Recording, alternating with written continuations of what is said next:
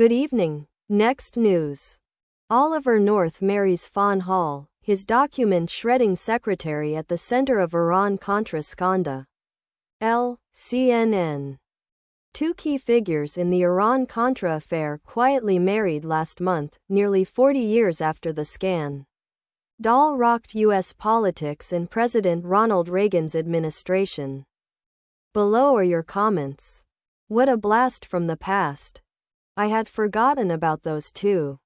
Kids probably won't believe this, but in the past, when someone became notorious, like Fawn Hall or Donna Rice, they chose to fade away rather than do whatever they could to remain in the public eye. Of course, there was no Dancing with the Stars and reality TV back in the 80s. How times have changed. Iran-Contra wouldn't even be a scandal today. Trump would have just issued an executive order, and Congress and the Supreme Court would be okay with it. Any complaints would be called hoaxes or witch hunts. Back when God officials were held accountable for illegal activity and the fake news, nothing to see. Here defense wasn't even plausible. Ah, yes. Remember the days when someone could get in trouble for being corrupt, even if they believed in what they are doing. I saw Colonel North with his wife at a Starbucks in Leesburg, IFYNYN, years ago. He couldn't have been more of a gentleman as I observed them. He pulled out her chair for her when they sat down, and when she stood, he stood and then pulled out her chair both times, once as she visited the restroom and again when they departed.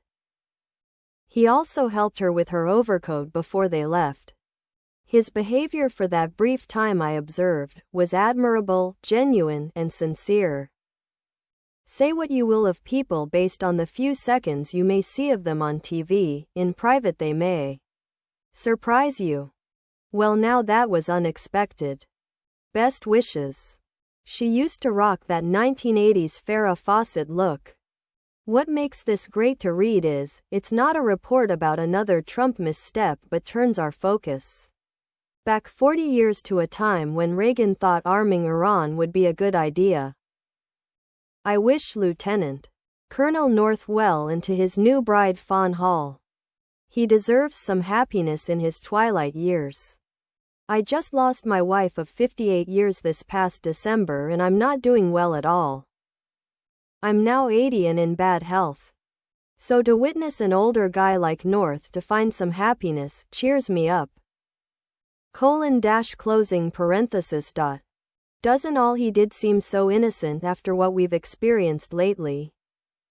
Honest honey, I promise I'll leave her in October, a few decades from now. Couldn't resist given my generally skeptical mind, although in reality I wish the newly married the best. Life's too short to deny yourself happiness based upon what you think the neighbors will say. I thought I was reading something from 40 years ago at first. Oliver North, woman with big hair, I'm having an 80s flashback. Best wishes to you both upon your marriage. Much happiness. Good for them, may life bring you quiet happiness. Dang. That's playing the long game.